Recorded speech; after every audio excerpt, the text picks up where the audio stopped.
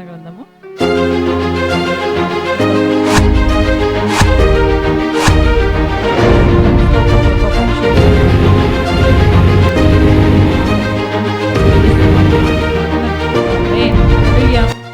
'హల్లెలూయా' చూడండి, ఇక్కడ వాక్యం ఏంటంటే, యెహోవా మన కొరకు గొప్ప కార్యములు చేసి ఉన్నాడు. దేవుడు మన కొరకు ఏం చేస్తాడంట? గొప్ప కార్యములు చేస్తాడు. హల్లెలూయా కదా. ఆయన చేసే కార్యములు మరి మనుషులకు అర్థం కాదు, కానీ దేవుడు చేసే కార్యముల కొరకు మనం కనిపెట్టుకొని ఉండాలి. దేవుడు అదే అంటా ఉండు. చూడండి, పైన వచనంలో, సియోనునకు తిరిగి వచ్చిన వారిని యెహోవా చెరలో నుండి రప్పించినప్పుడు మనము కలకనిన వారి వలె నుంటిమి. హల్లెలూయా. చూడండి, దేవుడు కార్యాలు జరిగేటప్పుడు మనకు కలలాగా జరిగిపోతుందంట. ఎట్లా జరుగుతుందంట? కలకనిన వారి వలె ఉంటమి కదా. మనం అనుకోలేదు ఇది జరుగుతుందని, మనం అనుకోలేదు ఇది ఈ విధంగా దేవుడు కార్యం చేస్తాడని అనుకుంటామంట. దేవుడు మన జీవితంలో, ప్రతి ఒక్కరి జీవితంలో కూడా ఆ విధంగా కార్యాలు జరిగిస్తూ ఉంటాడు. చెరలోనున్నప్పుడు, మనం చెరలో, మన కష్టంలో, మన బాధలో, మన దుఃఖంలో ఉన్నప్పుడు ప్రభు మనల్ని పిలిచిండు, ప్రభు మనల్ని ఏర్పరచుకున్నాడు, ప్రభు ప్రేమతోని మనల్ని నిలబెట్టుకుండు. హల్లెలూయా. అందుకే మనము ఆయన చేసిన మేళ్ళను ఎప్పటికి కూడా మరవడానికి వీల్లేదు కదా. ఆయన చేసిన కార్యములను మనము మరి ఇంకేమంటా ఉండు, మన నోటి నిండా నవ్వు ఉండేను. హల్లెలూయా. నవ్వు ఎప్పుడు వస్తుంది? సంతోషంగా ఉన్నప్పుడు వస్తుంది. హల్లెలూయా. మన హృదయం అంతా సంతోషంతో నిండినప్పుడు మన నోటికి ఏమొస్తుందంట? నవ్వు కలుగుతూ ఉంటుంది. హల్లెలూయా, హల్లెలూయా కదా. మా ఇంటి నిన్న పెళ్ళికి వచ్చిన వాళ్ళందరూ చెప్తా ఉండ్రు, మా అమ్మాయిని చూసి, మహానయం చూసి, మీరు ముందే లవ్ మ్యారేజా అని అడుగుతూ ఉన్నారు. అంటే అరేంజ్ మ్యారేజా, లవ్ మ్యారేజా అంటే లేదు లేదు మేము మాట్లాడుకుంది అరేంజ్డే. అది అంటే కాదు కాదు, ఆమె బాగా నవ్వుతుంది, క్లోజ్గా ఉంది, లవ్ మ్యారేజ్ ఏమో అనుకున్నామో అంటున్నారు. అంటే సేమ్ చర్చి కదా, సేమ్ చర్చ్ అయ్యి మళ్ళీ అని వాళ్ళు అంటూ ఉన్నారు. ఎందుకంటే మాకు ఆమె వాళ్ళు ఎవరో మాకు తెలియదు, అసలు ఇంతవరకు చూడలేదు. కానీ ఆ విధంగా దేవుడు ఒక 1 మంత్లోనే సెట్ చేసిండు, మరి జరిగింది. కానీ ఏం చేసిండు దేవుడు? ఏం చేసిండు? ఆ నవ్వు, ఆ సంతోషం ఎప్పుడు కూడా ఉండాలంట కదా. దేవుడు జతపరిచిండు కదా. మరి కాబట్టి మన జీవితంలో ఆయన చేసిన కార్యములను మనం ఎప్పుడు కూడా మన నాలుక ఆనందగానముతోనూ నిండి, ఆయన చేసిన కార్యములతోని మన నాలుక ఎప్పుడు కూడా ఆనందగానంతోని నిండి ఉండాలంట. హల్లెలూయా.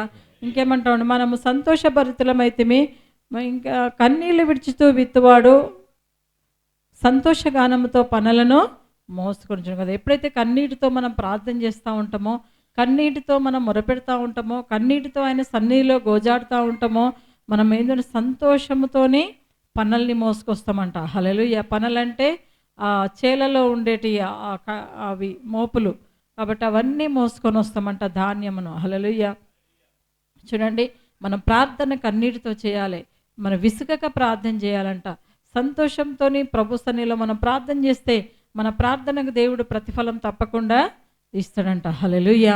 మనం ప్రార్థన చేసి మనం మర్చిపోతుండొచ్చు, కానీ దేవుడు ఎప్పుడు మరవడంట కదా. మన దేవుడు ఎప్పుడు చేస్తాడంటే, ఆ పనుల్ని చూసినప్పుడు, ఆ పంటను చేతికి వచ్చినప్పుడు చూసినప్పుడు ఆ సంతోషం మనకు కలుగుతూ ఉంటుంది. హల్లెలూయా, హల్లెలూయా, హల్లెలూయా కదా. మరి మీ జీవితంలో కూడా ఏదైతే ఈరోజు మీరు దేవుని సన్నిధిలో అడుగుతూ ఉండరో, ఏదైతే ప్రార్థనతో విత్తినరో, ఏదైతే కన్నీటితో మొరపెట్టినరో, ఏదైతే తన ప్రభు సన్నిధిలో మీరు కోరుకుంటున్నారో, ఒక్కసారి ప్రభు దగ్గర అడగండి. దేవుడు చేసిన కార్యములు మీరు చూడబోతున్నారు. హల్లెలూయా. మీ జీవితంలో ఆ కార్యములు చూడాలని విశ్వాసం కలిగి ఉండండి కదా. ఓపికతోని కనిపెట్టుకొని ఉండాలంట కదా. రక్షణ లేదా, స్వస్థత లేదా, సమాధానం లేదా, సంతోషం లేదా, ఏదైతే మనం ప్రభు దగ్గర మోసుకొని వస్తూ ఉంటాం, ఆ బాధను, ఆ సమస్యను, ఆ భారమును మనం మోస్తున్నామంట. హల్లెలూయా కదా. ఇక్కడికి వచ్చిన వాళ్ళందరికీ కూడా ఏదో ఒక అంశం ఉండొచ్చు కదా, ప్రార్థన అంశం ఉంది కదా కదా.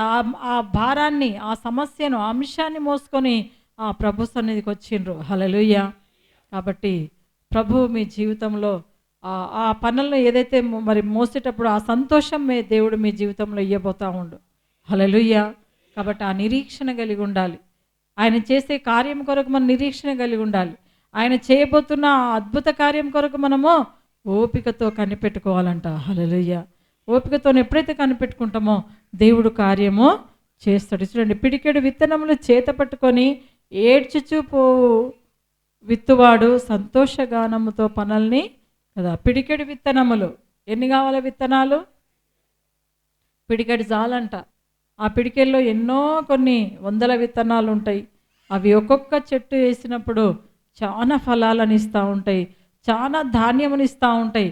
ఒక చెట్టు పెట్టినాం, ఇప్పుడు కానుగ చెట్టు ఎక్కడ ఉంది, ఆ ఒక్క విత్తనం వేసినామా 100 విత్తనాలు వేసినామాట, ఒకటే విత్తనాలు. కానీ ఆ ఎండాకాలం వచ్చినప్పుడు దాని నిండా అవే ఉంటాయి, ఏముంటాయి, కాయలు అన్నీ పడతా ఉంటాయి, కింద ఎత్తిపోస్తూ ఉంటాం. చూడండి, మన జీవితంలో కూడా దేవుడు ఈరోజు ఒక సమస్యతో మీరు ప్రభు దగ్గరికి వచ్చిండ్రేమో, ఆ పిడికెడు విత్తనములు లాగా మీకు అంశాలతో మీరు ప్రభు సన్నిధిలో అడుగుపెట్టిన, కానీ దేవుడు దాన్ని మోసుకొని వచ్చేంత కదా, ఆ పనుల్ని మీరు మోయలేనంత దేవుడు ఇవ్వబోతా ఉండు. హల్లెలూయా. మీ జీవితంలో దేవుడు కార్యాలు చేయబోతా ఉండు. హల్లెలూయా. కాబట్టి సంతోషంతో ఉండాలి. మీరు చేసే ప్రార్థనలకు విజయం వస్తుందని నిరీక్షణ కలిగి ఉండాలి. మీరు ఏదైతే కోరుకుంటున్నారో దేవుడిని మీరు కోరినట్టు మరి దేవుడు చేయబోతున్నాడనే విశ్వాసం కలిగి ఉండాలంట. హల్లెలూయా. కాబట్టి మీరు కార్యం మీ జీవితంలో దేవుడు చేయబోతా ఉన్నాడు. అదే మత్తయి సువార్తలో చూద్దాం ఒక మాట, 8వ అధ్యాయము 5వ వచనం చదువు అంటా ఉండి. ఇక్కడ ఆయన కపెర్నహూము ప్రవేశించినప్పుడు ఒక శతాధిపతి ఆయన దగ్గరికి వచ్చి, ప్రభువా, నా దాసుడు పక్షవాయువుతో మిగుల బాధపడుచు ఇంటిలో పడి ఉండున్నాడని చెప్పి ఆయనను వేడుకొనేను. చూడండి, ఇక్కడ ఒక విశ్వాసం చూస్తూ ఉన్నాం. ఒక శతాధిపతి దగ్గర ఒక దాసుడు స్వస్థత లేకుంటున్నాడు, పక్షవాయువు కలిగి ఉన్నాడు. పక్షవాయువు అంటే లేవలేని పరిస్థితి కదా. మరి ప్రాబ్లము ఒక సైడ్ మొత్తం ఉంటాను, చెయ్యి కాలు నడవలేడు, నరాలు చచ్చుపడి ఉంటాయి కదా, బలహీనత కదా, నడవలేడు, పరిగెత్తలేడు, అందరిలో ఉండలేడు, సంతోషంగా ఉండలేడు. ముఖ్యంగా ఎందుకంటే ఆయన బలహీనత ఆయనను వేధిస్తూ ఉంటుంది, ఆయన బాధ ఆయనను కృంగదీస్తూ ఉంటుంది, ఆయన ఒంటరిగా ఉండిపోతూ ఉంటాడు. చూడండి, ఆ ఒంటరితనంలో ఆ బాధతో దుఃఖంతో వేదనతో ఉంటాడు ఆయన. ఎందుకంటే ఆయనకేముందంట, పక్షవాయువు ఉంది. ఆ జీవము లేని శరీరము కదా, కొంత భాగము జీవం ఉండదు, కొంత భాగం చచ్చుబడి ఉంటుంది. ఆ పరిస్థితిలో ఉన్నాడు ఎవరు? ఆ శతాధిపతి దగ్గర ఉన్న దాసుడు. హల్లెలూయా, హల్లెలూయా. చూడండి, ఆయనంతలా ఆయన చర్చికి రాలేడు, ఆయనంత వాళ్ళైనా ఏం పని చేసుకోలేడు, ఆయనంత ప్రయత్నం చేయలేడు. కనుక మరి ఆ శతాధిపతి విశ్వాసం పెట్టిండండి. హల్లెలూయా. విశ్వాసం పెట్టి నా దాసుడికి స్వస్థత కావాలని ఆశ కలిగి ఆయన మరి యేసుప్రభు దగ్గరికి వచ్చిండంట. ఆ కపెర్నహూములో ఉన్న యేసుప్రభు దగ్గరికి వచ్చి ఆయన ఏమంటా ఉండు, చూడండి, నీవు ఏం చేయమన్నాడు? ప్రభువా, నా దాసుడు పక్షవాయువుతో మిగుల బాధపడుచు ఇంటిలో పడి ఉన్నాడని చెప్పి ఆయనను వేడుకొనెను. యేసు వచ్చి వారిని స్వస్థపరిచెదనని ఆయనతో చెప్పాను. ఆ శతాధిపతి, ప్రభువా, నీవు నా ఇంటిలోనికి వచ్చుటకు నేను పాత్రుడను కాను. ప్రభు అంటా ఉండు, నేను మీ ఇంటికి వస్తాను, ఆయన నేను బాగు చేస్తా అని చెప్పిండు ఆ శతాధిపతికి. శతాధిపతి అంటే ఆయనకు చేతి కింద ఒక 100 మంది 1000 మంది ఉంటారు. ఆయన చాలా గొప్ప వ్యక్తి. చూడండి, ఆ గొప్ప వ్యక్తి ఆయన ఆలోచించకుండా నేను మనుషుల్లో గొప్ప కావచ్చు, కానీ ఈయన సృష్టికర్త, ఆయన దగ్గరికి నేను మాత్రమే పోవాలి, నా దాసులను నేను పంపించలేనని చెప్పి అన్నీ వదులుకొని ఆయన ఒక దాసుని కొరకు ఆ గొప్ప వ్యక్తిని, ఆ సృష్టికర్తని కలవడానికి, ఆ యేసుప్రభుని కలవడానికి ఆ వ్యక్తి వెళ్ళిండంట. ఆ శతాధిపతి వెళ్ళిండు. శతాధిపతి అంటే తెలుసా, పెద్ద నాయకుడు ఆయన. హల్లెలూయా. ఆయన కిందనే కొన్ని 1000 మంది ఉంటారు ఆయన దగ్గర అనుచరులు. మాట మాత్రం సెలవిస్తే వెళ్ళి చెప్పగలుగుతారు, కానీ ఆయన వెళ్ళలే. యేసుప్రభు విలువ కనుక్కున్నాడు, యేసుప్రభు యొక్క గొప్పతనాన్ని తెలుసుకున్నాడు, యేసుప్రభు యొక్క ఆయన యొక్క ఉన్నతాన్ని తెలుసుకొని నేను మాత్రమే ఆయన దగ్గరికి వెళ్ళాలి అని చెప్పి యేసుప్రభు దగ్గరికి వెళ్ళి ఏమంటా ఉండు, ప్రభువా, నా దాసుడు ఈ విధంగా ఉన్నాడని ఆ దాసుని పరిస్థితి అని చెప్పినప్పుడు నేను వస్తాను యేసుప్రభు చెప్పిండు. హల్లెలూయా. చూడండి, దేవునికి ఎంత ప్రేమ కదా. ఆయన ఎవరో తెలియదు, కానీ నేను వస్తాని ఆ శతాధిపతికి చెప్పినప్పుడు శతాధిపతి ఏమంటాడు, ప్రభువా, మీరు వద్దు రావడము, మీరు మాట మాత్రం సెలవిస్తే నా దాసుడు స్వస్థత పొందుతాడు. హల్లెలూయా. ఏం సెలవు ఏమన్నాడు? మీ మాట మాత్రము కదా. నువ్వు ఎక్కడున్నా సరే ప్రభా, నీ వాక్కు బాగు చేస్తుంది, కానీ నీ మాట సెలవి ప్రభా, నా దాసుడు స్వస్థత పొందుతాడు. హల్లెలూయా. ఆయన నమ్మిండు. ఎవరు నమ్మిండ్రు? ఆ శతాధిపతి నమ్మిండు. ఏంటంటే ఈ దేవుడు సృష్టికర్త భూమిని, ఆకాశాన్ని, నక్షత్రాలని, సమస్త సృష్టిని కూడా కేవలం మాట ద్వారా సెలవిచ్చిండు. ఇది కలుగునుగాక అంటే కలిగింది. కాబట్టి నా దాసుడి కూడా స్వస్థత కలుగునుగాక అంటే మరి ప్రభు ద్వారా కలుగుతుందని నమ్మి అంత దూరం వెళ్ళి ఆ ప్రభు దగ్గర అడుగుతా ఉన్నాడు శతాధిపతి. హల్లెలూయా.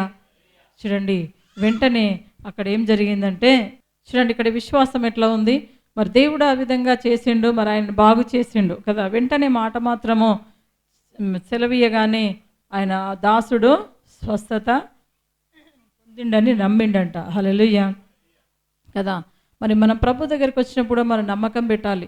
దేవుడు తప్పకుండా బాగు చేసిన మనం ఎప్పుడైతే నమ్ముతామో మనకి ఇమీడియట్లీ మనకు స్వస్థత కలుగుతూ ఉంటుంది కదా. ఇమీడియట్లీ మనకు విజయమో కలుగుతూ ఉంటుంది. అందుకే యేసు ప్రభు అంటాడు, ఈయనకున్న విశ్వాసం నేను ఇశ్రాయేల్లో కూడా ఎప్పుడు ఎక్కడ కూడా చూడలేదంటాడు. హల్లెలూయా. చూడండి ఆ వ్యక్తి ఎంత విశ్వాసం పెట్టిండు. చూడండి మనం ఇక్కడ ఉన్నాం కానీ మన సమస్య మనల్ని వేధిస్తూనే ఉంటుంది. మనం ఇక్కడ కూర్చున్నా కూడా మన బాధ మనల్ని కృంగతీస్తూనే ఉంటుంది, మనల్ని హెచ్చరిస్తూనే ఉంటుంది. నేనున్నా చూడు, మీ సమస్య ఇది ఉంది కదా, మీరు చర్చికి వెళ్తున్నారు, ఏం బాగా అయినరు, ఏం మంచిగా అవుతున్నారు అనేసి మనల్ని వేధిస్తూ ఉంటుంది అపవాదం. ఒక్కొక్కసారి మనల్ని కృంగజేస్తూ ఉంటుంది, మనల్ని బలహీనపరుస్తూ ఉంటుంది. కానీ ప్రభు అంటా ఉండి ఇక్కడ శతాధిపతికి ఉన్న విశ్వాసం మనం చూడాలి. దేవుడు మాట మాత్రం సెలవిస్తే మీరు మీ సమస్య పోతుందంట. హల్లెలూయా. మీకున్న బలహీనతలు పోతాయంట, మీకున్న సమస్యలు పోతాయి, శోధనలు పోతాయి. కాబట్టి మనం ధైర్యంగా ఉండాలి, విశ్వాసం కలిగి ఉండాలి. నువ్వు ఏదైతే కన్నీరు కార్చి ప్రభు సన్నిధిలో మరి గోజాడుతున్నావా ఈ దినము, మరి దేవుడు అంటా ఉండు సంతోషంతో పనుల్ని మోసుకురాబోతున్నావు. హల్లెలూయా. మీ పనులు సంతోషంగా ఉండాలంటే, మీరు సంతోషంగా కుటుంబాలు మీ పిల్లలు ఉండాలంటే మరి ఏం చేయాలంటే కన్నీటితో ప్రార్థన చెయ్యాలి. ఆ ప్రార్థనతో పాటు విశ్వాసం పెట్టాలి. హల్లెలూయా. ఆ శతాధిపతి ఏ విధంగా విశ్వాసం పెట్టిండో, ఏ విధంగా పెట్టిండో, దేవుడి యొక్క మాట మాత్రం సెలవిస్తే చాలు ఆ స్వస్థత కలుగుతుంది, స్వస్థత కలుగుతుందని విశ్వాసం పెట్టి. మరి అదే విధంగా చూడండి, మరి పొట్టి చెక్కయ్య కూడా ఆయన కూడా ఏం చేసిండంట, విశ్వాసం పెట్టిండు. ఏమని, దేవుడు నాకు రక్షణ ఇస్తాడు. ఆయన పాపి అంటే లోకంలో మనం కూడా పాపలమే ఉంటిమి కదా. మరి ఆ టైంలో ఆయన మంచి ఎవరైనా సుంకపు గుత్తదారుడు అంటే వడ్డీ వ్యాపారి, చాలా ధనవంతుడు, చాలా జ్ఞానవంతుడు, చాలా ఐశ్వర్యవంతుడు, అన్నీ ఉన్నాయి ఆయనకు. కానీ ఏం లేదంట, రక్షణ లేదు. హల్లెలూయా. ఆయనకు ఆరోగ్యం ఉంది కానీ ఏం లేదు, రక్షణ లేదు కదా. ఆత్మ కృంగిపోతూ ఉంది. చూడండి, ఆత్మలో రక్షణ లేకపోతే ఏమవుతుంది? చాలామంది అంటారు అన్నీ ఉంటాయి ఈ లోకంలో కానీ సంతోషం ఉంటుందా? ఉండదు. ఎందుకంటే రక్షణ ఆత్మకు కావాలి, సమాధానం కావాలి. కొన్ని కోట్ల డబ్బు ఉంటుంది కానీ వాళ్ళకి సమాధానం ఉందా? సమాధానం లేదు, సంతోషం లేదు. ఆ డబ్బును ఏం చేసుకుంటారు? అది ఆత్మలో సంతోషం కావాలి. హల్లెలూయా. ఆయన రక్షణ లేదని లోకమంతా వెతికిండు, లోకమంతా సంపాదించిండు, డబ్బు సంపాదించిండు, బంగారము, వడ్డీ వ్యాపారం అంటే చాలా డబ్బులు వస్తాయి కదా. 10 లక్షలు ఇచ్చిండంటే కూర్చొని తినొచ్చు, ఇంకా ఏ చింత ఉండదు వాళ్ళకు. నెలకు కాగానే వస్తూ ఉంటాయి, వారం కూడా వస్తూ ఉంటాయి. చాలామంది వారం వడ్డీలు ఇస్తారట. అట్లా మరి నడిపిస్తూ ఉంటారు కానీ వాళ్ళకి డబ్బుకి ఏం కొదవలేదు. కానీ ఆయనకు రక్షణ లేదు. ఆయనకు ఒక బాధ ఉండేది, అయ్యో వీళ్ళందరూ ఇంత హ్యాపీగా ఉండరు ఏంటిది అని చెప్పి. ఆయన యేసు ప్రభు వచ్చేటప్పుడు ఆ గుంపులో అందరిని చూస్తూ ఉన్నాడు. అందరు పరిగెత్తుతూ ఉన్నారు, హ్యాపీగా గంతులేస్తూ ఉన్నారంట. ఎందుకు మీరు అందరు పరిగెత్తా ఉన్నారు, ఏం జరిగిందంటే వీళ్ళందరూ చెప్తా ఉన్నారు, అక్కడ రక్షకుడు వచ్చిండు, యేసు ప్రభు మన ప్రాంతానికి వస్తూ ఉన్నాడు, ఎరికోకు వచ్చేసిండు అని చెప్పి వాళ్ళందరూ పరిగెడతా ఉంటే ఈయనకు కూడా అనిపించిందంట, ఏంటి ఒక వ్యక్తి వస్తే ఇంత సంతోషమా, అసలు ఎవరు ఆయన గురించి తెలుసుకోవాలని చెప్పి మరి యేసు ప్రభు గురించి అప్పుడు ఆయన తెలుసుకున్నంట. హల్లెలూయా. తెలుసుకొని ఏం చేసిండు, పరిగెత్తిండు. ఆయన కూడా వెళ్ళిండు, ఆ జనాల మధ్యకు వెళ్ళిండు. చాలా గుంపులు కిక్కిరిసిన జనాలంట. మనకు చూడాలని ఆశ ఉన్నప్పుడు మనం పరిగెత్తుతామండి. హల్లెలూయా. చూడండి, ఆ జక్కయ్య ఆశ ఉండే ఆయనకు, నేను చూడాలి, ఎవరో ఆ వ్యక్తి చూడాలి, నేను ఆ గొప్ప వ్యక్తి ఎవరో చూడాలి, ఆయన గురించి అందరు చెప్పుకుంటా ఉన్నారు, పరిగెడతా ఉన్నారు, చూడాలని వెళ్ళిండు, ఆశ కలిగి వెళ్ళిండు. కానీ ఆయన పొట్టివాడై ఉన్నందున అన్నది, అది ఆయన పొట్టిగా ఉన్నందుకు ఆయన ఏం చేయలేకపోయిండు, చూడలేకపోయిండంట. ఆ మనుషుల కాడికి ఇడికే వస్తుంది, అది నడుము కాడికే వస్తుంది. ఆయన ఆ యేసుప్రభు గాని ఆయన చాలా అందగాడంట. 10,000 పురుషులలో ఆయన అతి కాంక్షణీయుడంట. చాలా అందంగా ఉంటాడు. ఆయన మంచి హైట్, పర్సనాలిటీ ఉంటాడు. ఆయనను చూడాలని అందరు పరిగెత్తినప్పుడు ఈయన చూద్దామంటే ఈయన పొట్టిగా ఉన్నాడు. కాబట్టి ఎట్లా చేయాలి అని ప్రయత్నం చేస్తూ ఉండు. వెనుక తిరిగిపోలే, ఆయన కనిపిస్తలేడని వెనుక నిరాశ పోలే, కానీ మళ్ళీ ప్రయత్నం చేసిండు, ఆలోచించి ఆయన ఏం చేసిండు, పక్కన ఒక మేడి చెట్టు ఉంటే ఆ చెట్టు మీదకి ఎక్కి ఆ చెట్టు కొమ్మ మీద కూర్చొని ప్రభువుని మరి కన్నులారా చూస్తూ ఉండంట, తనివి తీరా చూస్తూ ఉండంట. హల్లెలూయా, హల్లెలూయా. ఆయనను చూస్తూ ఉంటే ఆయనకు సంతోషం అనిపించింది, ఆయన హృదయం అంతా తెరవబడిందంట. హల్లెలూయా. చూడండి, యేసు ప్రభు అప్పుడే గమనించిండు, ఈయన నా కొరకే వచ్చి నన్ను చూస్తూ ఉండని. అందుకే దేవుడు హృదయ రహస్యం లేని దేవుడు. మీరు కూడా ఇప్పుడు ఎవరైతే యేసు ప్రభును తనివి తీరా చూడాలని ఆయన సన్నిధికి వచ్చిండ్రో, ఏ కార్యమో యేసు ప్రభు ద్వారా మీరు పొందుకోవాలని మీరు ఆయన సన్నిధిలో ఉన్నారో, మీ హృదయవాంఛలు కూడా దేవుడు చూస్తూ ఉన్నాడు. హల్లెలూయా. మీ జీవితంలో కూడా దేవుడు గొప్ప కార్యములు చేయబోతూ ఉండు. హల్లెలూయా. మరి ఆ జక్కయ్య చూస్తూ ఉన్నాడు, ఆ పైనుంచి జక్కయ్య చూస్తూ ఉన్నాడు.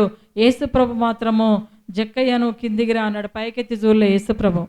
ఎందుకంటే ఏం చూసిండు, జక్కయ్య హృదయాన్ని యేసుప్రభు చూసిండండి. హల్లెలూయా.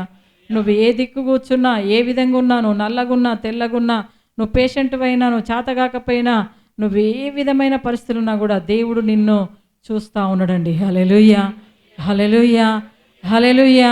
కాబట్టి ఆ జక్కయ్యను దేవుడు చూసి, జక్కయ్య నువ్వు కిందికి దిగిరా అన్నాడు. జక్కయ్య అందరినీ చూస్తూ ఉన్నాడు. నేను యేసుప్రభు చూడలే కదా, నేను యేసుప్రభు తెలియదు కదా, నన్నెట్లా పిలుస్తూ ఉన్నాడు అనేసి ఆయన ఒకసారి ఆశ్చర్యమైంది ఆయనకు. కానీ ఆయన వెంటనే యేసుప్రభు పిలిచినప్పుడు ఆ గబగబా చెట్టు దిగి వచ్చిండంట. వచ్చి ఆ ప్రభు ముందు నిలబడ్డాడు. జక్కయ్య నేను నీ ఇంటికి వస్తున్నా ఈరోజు అంటాడు. హల్లెలూయా. చూడండి ఎంత ధన్యత కదా. ఆయన వెంటనే ఆ చెట్టు మించి దిగి రావడం ఏంది, నేను నీ ఇంటి ఇంతమంది జనాల్లో నేను నీ ఇంటికే వస్తున్నా అని చెప్పడం ఏంటి, ఆయనకు చాలా సంతోషం అనిపించింది. మరి ఇంటికి వెళ్ళిండు. అదేవిధంగా ఇతను అబ్రహాము కుమారుడే, ఇతను మనవాడే అని చెప్తా ఉన్నాడు, ఇంకా పరిచయం చేస్తూ ఉన్నాడు. మనం చాలా ఎక్కడికైనా వెళ్ళినప్పుడు వీళ్ళు మా వాళ్ళే అని చెప్పినప్పుడు సంతోషం అనిపిస్తుంది. అక్కడ ఎవ్వరు తెలియకపోతే ఏం పెట్టా చెప్పండి. ఒక పెళ్ళికి వెళ్ళాం అనుకో, అక్కడ ఎవ్వరు తెలియకపోతే కామగిట్లా కూర్చుంటాం. ఆ ఇంటోళ్ళు వచ్చి ఇతను మా వ్యక్తి అని చెప్పినప్పుడు చాలా సంతోషం అనిపిస్తుంది. హల్లెలూయా, హల్లెలూయా. మొన్న మా పెళ్ళిలో చాలామంది వచ్చారు, మా ఫ్రెండ్స్, నా క్లాస్మేట్స్, వాళ్ళందరూ వచ్చారు. ఎన్నేళ్ళ నుంచి రానోళ్ళంతా వచ్చారు, చిన్నప్పటి ఫ్రెండ్స్ అందరూ వచ్చారు. హల్లెలూయా. సంతోషమా కదా. నేను మా వాళ్ళందరికీ పరిచయం చేసిన మా క్లాస్మేట్ అని, ఆమె ఆత్మకూరులో ఉంటుంది మోత్కూరు దగ్గర, అక్కడి నుంచి వచ్చింది. ఆ ఫోటోలు తీసుకుంది, సంతోషంగా మరి హగ్ చేసుకుంది, మాట్లాడింది, పోయింది. నాకు కూడా సంతోషం. హల్లెలూయా. ఎందుకంటే చిన్ననాటి ఫ్రెండ్, చిన్నప్పుడు ఫస్ట్ క్లాస్ నుంచి మేము ఫ్రెండ్స్ అన్నట్టు కదా. చూడండి ఆ సంతోషం వేరే. కానీ అదే ప్రభు అంటా ఉండి, ఇతడును నా అబ్రహాము కుమారుడే, నావాడే అని చెప్తాడు. ఎవరికి, ఆ జక్కయ్యకు చాలా సంతోషం అనిపించిందంట. ఇంత ప్రేమనా ఈయన, నేను ఎంత పాపిని. వడ్డీ వ్యాపారం అంటే ఎట్లా వసూలు చేస్తారు డబ్బులు, వాళ్ళకు ఉండని లేకపోని ఏమన్నా కానీ మాకు ఇవ్వాలంతే అంటారు. ఇంట్లో ఏది ఉంటుంది పట్టుకుపోతూ ఉంటారు కదా. జాలి కనికరం అట్లాంటివి వాళ్ళు ఉంటే ఆ వ్యాపారం చెయ్యరు అసలు. అంతేనా బ్రదర్?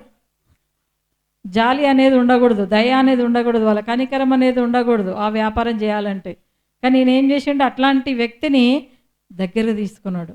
ఆయనకే ఆశ్చర్యమైంది, నేను ఇంత పాపిని కదా, ఎంతోమందిని దగ్గర డబ్బులు అనవసరంగా వదిలేస్తున్నా, 10 రూపాయల వడ్డీతోనే డబ్బులు వసూలు చేసుకున్నా, పేదవారినైనా హింసించిన, బాధ పెట్టినా, కానీ ప్రభువు ఎంత గొప్పవాడు కదా, ఆయన ప్రేమ నన్ను క్షమించి తన హక్కున చేర్చుకోండి అని చెప్పి ఆ జక్కయ్య చాలా సంతోషపడ్డాడంట. వెంటనే ఆయన ఒక నిర్ణయం తీసుకుంటాడు, ఇప్పటి నుండి నేను ఏదైతే సంపాదించినో 4 అంతలు నేను మళ్ళీ పేదలకు పంచిపెడతా, ఎవరికి దగ్గర తీసుకున్నానో మళ్ళీ వాళ్ళకి ఇచ్చేస్తా నేను రిటర్న్ అని చెప్పి ఆయన నిర్ణయం చేసుకున్నట్ట. హల్లెలూయా. ఒక పాపి మారడం ద్వారా ఎంతమందికి మేలు జరిగింది కదా. ఒక పాపి జక్కయ్య దగ్గర ఉంటే, జక్కయ్య యేసుప్రభుని తెలియకపోతే ఏమవుతుండే, ఆయన డబ్బులు, ఈ పేదవాళ్ళ డబ్బులందరూ ఆయన దగ్గరనే ఉంటుండే. కానీ ఎప్పుడైతే యేసుప్రభుని తెలుసుకుండో, ఆయన ప్రేమను తెలుసుకుండో, ఆయన గొప్పతనాన్ని తెలుసుకుండో, ఆయన మంచితనాన్ని తెలుసుకొని ఆయన మంచిగా మారి ఆయన పేదవారికి మళ్ళీ ఒక్కరికి ఒక వంతు తీసుకుంటే మళ్ళీ 3 వంతులు ఇచ్చేసిండంట. హల్లెలూయా, హల్లెలూయా. 10,000 తీసుకుంటే ఎంత ఇచ్చినట్టు మళ్ళీ ఒక 30,000 కలిపి 40,000 ఇచ్చేసిండంట వాళ్ళకి. హల్లెలూయా. నా దగ్గర చాలా ఆస్తుందని అందరికి పంచిపెట్టిండు. చూడండి, దేవుడు అలాంటి ప్రేమమయుడు. కాబట్టి మనము మంచి విశ్వాసం కలిగి ఉండాలి. మనం ఈరోజు ఎవరికైతే రక్షణ లేదా ప్రభువుని అడుగుదాం. ప్రభా, నీ కన్నులు నన్ను చూస్తున్నాయి ప్రభా, నీ కన్నులు నన్ను దర్శిస్తున్నాయి ప్రభా, నాకున్న పాప బంధకాల నుంచి విడుదల దయచి, ఇంకా పాప ఊపిలో ఉన్ననేమో తీసివేయి ప్రభా, ఇంకా సమస్యల్లో ఉన్నేమో తీసివేయి ప్రభా అని మనము ఒక్కసారి ప్రభుని ప్రార్థన చేసుకోవాలి. ఆ జక్కయ్య పైనుండి యేసు ప్రభుని చూస్తూ ఉన్నాడు, ప్రభు మాత్రము తన హృదయాన్ని చూస్తూ ఉన్నాడు. హల్లెలూయా, తన హృదయాన్ని చూస్తూ ఉన్నాడు. కాబట్టి ఈరోజు కూడా ఇక్కడ కూర్చున్న ప్రతి బిడ్డ హృదయాన్ని దేవుడు చూస్తుండండి. హల్లెలూయా. మీకున్న ఏ సమస్య ఉన్నా, ఏ బాధ ఉన్నా, దుఃఖం ఉన్నా, వేదన ఉన్నా, బలహీనత ఉన్నా, శోధనలున్నా కూడా మరి దేవుడు మీ హృదయాలను చూస్తూ ఉన్నాడు. వాటి నుంచి దేవుడు విడుదల ఇవ్వబోతూ ఉండు. హల్లెలూయా. కాబట్టి ఈ పక్షవాయువు గల ఆ రోగి ఎట్లయితే మరి స్వస్థత లేక పడి ఉండెనో, మరి ఆ శతాధిపతి పెట్టిన విశ్వాసం కూడా మనం పెట్టాలండి. హల్లెలూయా. ఆయన మాట మాత్రం సెలవిస్తే చాలు, మరి ఆ దాసుడు స్వస్థత పొందిండు. మరి మీ జీవితంలో కూడా యేసు ప్రభు మాట నాకు కావాలి, ఆయన వాక్కు నాకు కావాలని చెప్పి మీరు విశ్వాసం పెట్టుకోండి. దేవుడు మీ జీవితంలో కార్యము జరిగిస్తాడండి. హల్లెలూయా, హల్లెలూయా, హల్లెలూయా. కాబట్టి ఇక్కడ అదే చెప్తా ఉన్నాడు, యెహోవా మన కొరకు ఏం చేసినంట? గొప్ప కార్యములు చేసిండు. యెహోవా మన కొరకు ఏం చేసినంట? గొప్ప కార్యములు మన కొరకు చేసిండా లేదా? ఇక్కడ ఎంతమంది కార్యములు చేసిండో? మనందరి కొరకు దేవుడు గొప్ప కార్యం. ఆయన ప్రేమ గొప్పది, ఆయన ప్రేమ అపారమైనది, ఆయన ప్రేమ శాశ్వతమైన ప్రేమ. కాబట్టి మనందరం కూడా శాశ్వత ప్రేమలో ఉన్నందుకు దేవునికి వందనాలు చెల్లించాలి. అందును బట్టి దేవునికి ఏం చేయాలి? కృతజ్ఞతాస్తులు చెల్లించాలి. ఏ ఒక్కరు కూడా చింత చేయకుండా, బలహీనులు కాకుండా బలాన్ని ధరించుకుందాం. యేసు ప్రభు నన్ను బాగు చేసిండు, నన్ను స్వస్థపరిచిండు, నాకు ఆరోగ్యం ఇచ్చిండు అని మరి ఆ యొక్క సంతోషంతో మనము ఈరోజు ఇంటికి వెళ్దాం. ఆ పనులని మోసుకొని వెళ్దామంట. హల్లెలూయా. ఆ సంతోషాన్ని తీసుకొని వెళ్దాం. హల్లెలూయా, హల్లెలూయా. చూడండి, ఆ విత్తనం తీసుకుపోయేటప్పుడు రైతు తన బుట్టలో కొన్ని విత్తనాలు మాత్రమే పట్టుకొని మోసుకొని పోతాడు కదా. ధాన్యం పండినప్పుడు ఏమవుతుంది? ధాన్యం మోసుకొని వస్తాడా? చెప్పండి, మోసుకొని వస్తాడా? అప్పుడు పెద్ద పెద్ద ట్రాక్టర్లో, లారీలో, లేదంటే ఇంకేం కావాలో ఎడ్ల బండ్లో ఏవో ఒకటి కావాలి. ఎప్పుడు? ధాన్యం వచ్చినప్పుడు. పంట కోసినాక చాలా పెద్దవి కావాలి కదా. విత్తనం వేసేటప్పుడు ఏం తీసుకెళ్తాడు? కొన్ని విత్తనాలు మాత్రమే తీసుకెళ్తూ ఉంటాడు. హల్లెలూయా. విత్తనం మోసుకొని వెళ్తూ ఉంటాడు. కానీ మళ్ళీ ప్రభు అంటా ఉండి, మీరు పనులు కూడా మీ ధాన్యమును కూడా ఇంటికి ఆ విధంగా విస్తారంగా నేను దీవిస్తా అంటాడు. మీ కష్టార్జమును విస్తారంగా నేను దీవిస్తా అంటాడు. హల్లెలూయా. మీ సంతానం నేను దీవిస్తా అంటుండు ప్రభు. హల్లెలూయా. మీ పిల్లల్ని నేను దీవిస్తా అంటుండు, మీ జాబ్లను నేను దీవిస్తా అంటుండు. హల్లెలూయా. మీకున్న ఆరోగ్యమును ఇంకా నేను దీవిస్తా అంటుండు. హల్లెలూయా. మీ యొక్క మరి ఆ పిండి పిసుకు తొట్టిని నేను దీవిస్తా అంటుండు. హల్లెలూయా, హల్లెలూయా. ఈరోజు మీరు విశ్వాసం పెట్టండి, ప్రభు మీకు తోడైనాడు, ప్రభు కృప మీకు తోడైన. ఆనాడు జక్కయ్యకు ఉన్నట్టుగా ఈరోజు ఎవరైతే రక్షణ లేకుంటుండ్రో ఆ రోజే దేవుడు అంట, ఈ రోజే నీకు రక్షణ వచ్చి ఉన్నదంటాడు. హల్లెలూయా. నేడే ఈ రక్షణ వచ్చి ఉన్నదని చెప్తా ఉంటాడు. కాబట్టి ఆనాడు నుంచి ఆ జక్కయ్య ఇంటికి రక్షణ వచ్చింది. అబ్రహాము సంతానంగా దేవుడు ఆయనను ఏర్పరచుకున్నాడు. దేవుడు పిలిచిండు కదా. ఈరోజు ఎవరైతే రక్షణ లేదా ప్రభువుని అడగండి, ప్రభా ఆ జక్కయ్యకి ఇచ్చిన రక్షణ నాకు దయచేయని మీరు అడగండి. ఆ పక్షవాయువు గల వాళ్ళగా ఎవరు ఎట్లయితే పడి ఉన్నారా లేవలేక మరి ప్రభువుని అడగండి, విశ్వాసం పెట్టండి, మరి దేవుడు వాళ్ళని లేవనెత్తబోతా ఉండు. హల్లెలూయా, హల్లెలూయా, హల్లెలూయా. కాబట్టి మీ నోటి నిండా దేవుడు నవ్వును కలుగజేయబోతా ఉండు. హల్లెలూయా. దేవుడు కార్యములు చూసినప్పుడు మనకు ఆ సంతోషం ఉంటుందంట. ఆనంద గానముతో మనం ప్రభు సన్నిధిలోకి సాక్ష్యాలతో మనం తిరిగి వచ్చునుగాక. హల్లెలూయా. ఆ సంతోషం మీ జీవితంలో కలగాలి. చూడండి, మరి నా జీవితంలో కూడా దేవుడు ఎన్నో కార్యములు చేసిండు. కన్నీళ్లతో, దుఃఖముతో, వేదనతో ఉన్న నన్ను దేవుడు ఏర్పరచుకొని ఈరోజు సంతోషంతో నేను సాక్ష్యం చెప్పేలాగా దేవుడు నిలబెట్టుకున్నాడు. హల్లెలూయా, హల్లెలూయా. ఇది కేవలము ప్రభు కృపనే. హల్లెలూయా. ఆయన చేసిన కార్యము ఇది. హల్లెలూయా. కాబట్టి మీ జీవితంలో కూడా అదేవిధంగా కార్యములు చేయనుగాక. దేవుడు మీ దగ్గర మరి ఉన్న ఆ సమస్యను తీసివేసి ఆ సంతోషం దేవుడు మీకు అనుగ్రహించునుగాక. కీర్తన గ్రంథంలో ఇంకొక మాట చూసుకుందాం.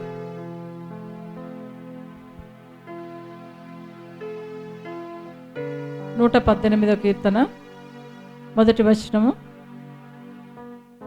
యెహోవా దయాళుడు, ఆయన కృప నిరంతరము. దేవుడు ఎవరంట? దయాళుడు, దయగలిగిన వాడు కదా. మరి ఆయన కృప నిరంతరం నిలుస్తుందంట. కాబట్టి ఆ నిరంతరం నిలిచే కృపలో మనం ఉంటున్నాం. హల్లెలూయా. కాబట్టి ఆ దయాళుడైన ప్రభు సన్నిధిలో ఉన్నాం కనుక ఆయన కృప మీకు తోడుగా ఉంది. అందును బట్టి ఆయనకు కృతజ్ఞతాస్తులు చెల్లించండి. థ్యాంక్స్ చెప్పండి దేవుడికి. ప్రతి క్షణము మనం థ్యాంక్స్ చెల్లిస్తుండాలి. ప్రతి దినం మనం కృతజ్ఞత చెల్లిస్తుండాలంట. దేవుడు మన జీవితంలో కార్యము చేస్తూ ఉంటాడు. ఇంకేమంటా ఉండు, ఆయన కృప నిరంతరం నిలిచిన ఇశ్రాయేలు అందురుగాక. ఎవరంటారంట? దేవుని నమ్మిన వారే అంటా ఉంటారు ఆయన కృపగల దేవుడని. ఆయన చేసిన కార్యాలను బట్టి దేవునికి వందనాలు చెల్లిస్తాం. హల్లెలూయా. ఇంకా 8వ వచనంలో ఏంటంటే,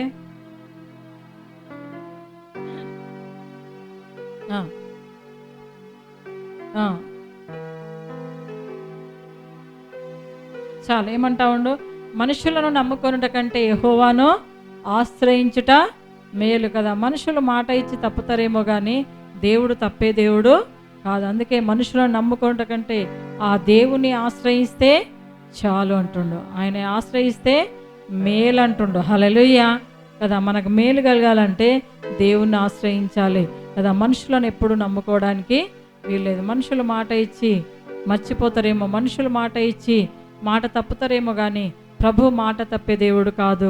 ఆయన నమ్మదగిన దేవుడు, ఆయన మాట నెరవేర్చే దేవుడు, ఆయన మేలు చేసే దేవుడు అంట. హల్లెలూయా, హల్లెలూయా.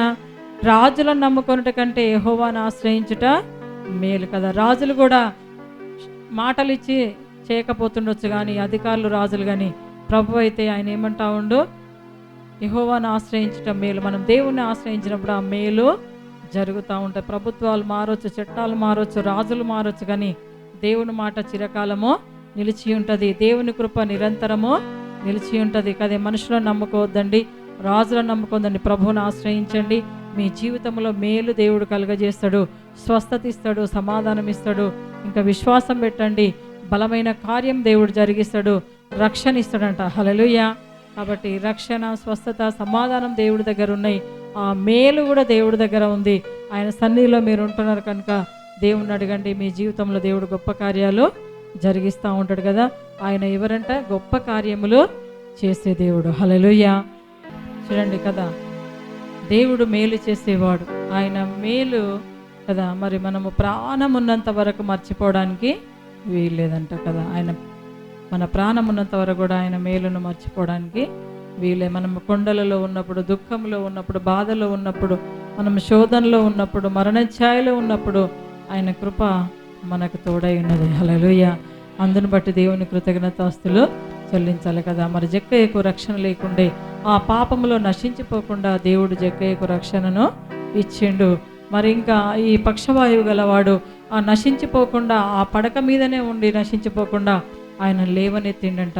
ఆ దాసుడు విశ్వాసం పెట్టినందుకు ఆ పక్షవాయువు గలవాడు లేచి గంతులేస్తూ ఆయన జీవితకాలం అంతా కృతజ్ఞతాస్తులు చెల్లించిండు. ఆ జక్కయ్య కూడా ఆ పాప జీవితము నుండి మరి తప్పించిన ఆ దేవాది దేవునికి ఆయన మరి కృతజ్ఞతాస్తులు చెల్లిస్తూ మరి జీవించిండంట. హల్లెలూయా. మరి మన జీవితంలో కూడా ఏదైతే పడి ఉన్న సమస్య ఉన్నా, ఏదైతే రక్షణ లేక పాప బంధకాల్లో ఉన్నా దేవుడు ఈ దినము లేచి పరిగెత్తమంటా ఉండు. లేచి ఈ దినమే నీకు రక్షణ వచ్చి ఉన్నది, నేడే రక్షణ వచ్చి ఉన్నదంటా ఉండు. హల్లెలూయా, హల్లెలూయా. ఆ రక్షణలో ఉన్న సంతోషం, రక్షణలో ఉన్న ఆనందము ప్రతి ఒక్కరు ఇక్కడ పొందుకొనును గాక. ప్రతి ఒక్కరి జీవితంలో కూడా ఆ మేలు, ఆశీర్వాదములు దేవుడు అనుగ్రహించును గాక. ప్రతి ఒక్కరి జీవితంలో ఆ సంతోషం కదా, ఆ కన్నీటితో ఎవరైతే మొరపెట్టినరో వాళ్ళు మరి సంతోష గానముతో పనులు మోసుకొని వచ్చుదురుగాక. హల్లెలూయా, హల్లెలూయా. మరి మీ జీవితంలో కూడా అలాంటి సంతోషం దేవుడు అనుగ్రహించి మిమ్మల్ని మీ కుటుంబాలను దేవుడు భద్రపరచునుగాక. దేవుడు మీ జీవితంలో నూతన కార్యాలు, యెహోవా గొప్ప కార్యములు చేసినని మీ నోటితో కూడా దేవుడు మరి నామానికి మహిమకరంగా మిమ్మల్ని మీ కుటుంబాలను నిలబెట్టునుగాక. దేవుడు మాటలు దీవించునుగాక.